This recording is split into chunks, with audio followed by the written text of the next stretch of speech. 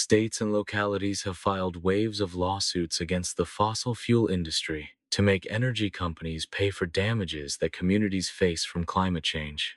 Threatened with potentially huge financial penalties, industry and its supporters recently turned to the Supreme Court for help, without success.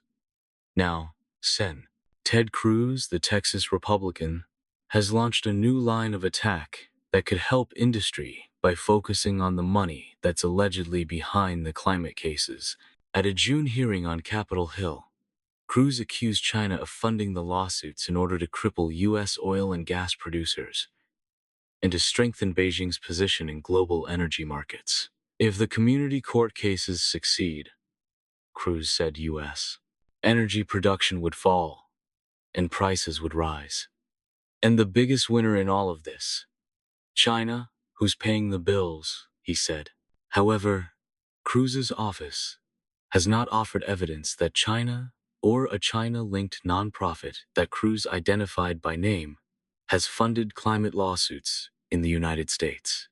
A spokesperson for Cruz, Macarena Martinez, provided NPR with a response from ChatGPT that reads, in part, "What's not publicly demonstrated so far is a direct, documented grant-to-lawsuit pipeline." Cruz's unsubstantiated claim is part of a years-long effort by the fossil fuel industry and its allies to fight lawsuits that state and local governments have filed against oil and gas companies, according to environmental advocates and Democratic lawmakers. The litigation alleges that corporations misled the public for decades about the dangers of burning fossil fuels, the primary cause of climate change. The lawsuits seek money to help communities cope with the risks and harms from global warming, including more extreme storms, floods, and heat waves. For years, Republican lawmakers have probed the funding sources for America's environmental movement. That scrutiny has focused more recently on climate litigation, as cases proliferated around the country. This summer, a group of Republican state attorneys general called for a federal law to protect energy companies from activist-funded climate lawsuits. Ryan Myers, general counsel for the American Petroleum Institute, a trade group for the oil and gas industry, said in a statement to NPR that the climate lawsuits are baseless and a coordinated campaign against energy companies. Climate policy belongs in Congress, Myers said, not a patchwork of courtrooms. The American Petroleum Institute would not comment on the record about Cruz's allegation that China is funding the lawsuits. John Cheng-In Liu, an associate professor of sociology at National Taiwan University, who has studied Chinese climate propaganda on social media, says framing U.S. climate litigation as a China-funded campaign is an easy tactic to whip up opposition. China doesn't have a very good name in Washington, D.C., Liu says, and Beijing does try to influence politics and public opinion globally on a range of issues.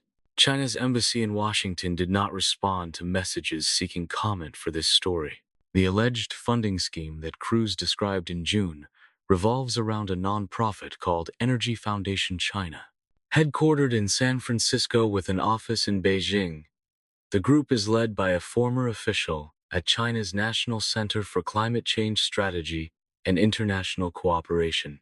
Last year, GOP lawmakers asked Energy Foundation China for documents related to its funding of U.S. organizations. At the Senate hearing this summer, Cruz said Energy Foundation China is one of the primary vehicles for an international alliance between leftist billionaires, radical environmental organizations, and the Chinese Communist Party. And this money isn't going to tree-planting campaigns or to science fairs, Cruz said. It's flowing directly to aggressive litigation outfits, like the Natural Resources Defense Council, the Rocky Mountain Institute, and the World Resources Institute. Energy Foundation China has given money to all three of those groups, according to tax filings. But Sheldon Whitehouse, a Democrat from Rhode Island, said at the June hearing that Cruz hadn't provided evidence that the money was used to pay for U.S. lawsuits, as opposed to trying to cut climate pollution in China.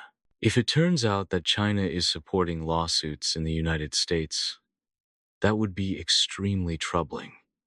And so I think we should be very careful to actually know what's real and what's not, says Ilaria Mazzocco, a senior fellow who focuses on Chinese business and economics at the Center for Strategic and International Studies. A spokesperson for the Rocky Mountain Institute, Adam Beitman, said in his statement to NPR that the nonprofit does not participate in litigation and that all of the funding it has received from Energy Foundation China is focused squarely on the energy transition inside of China.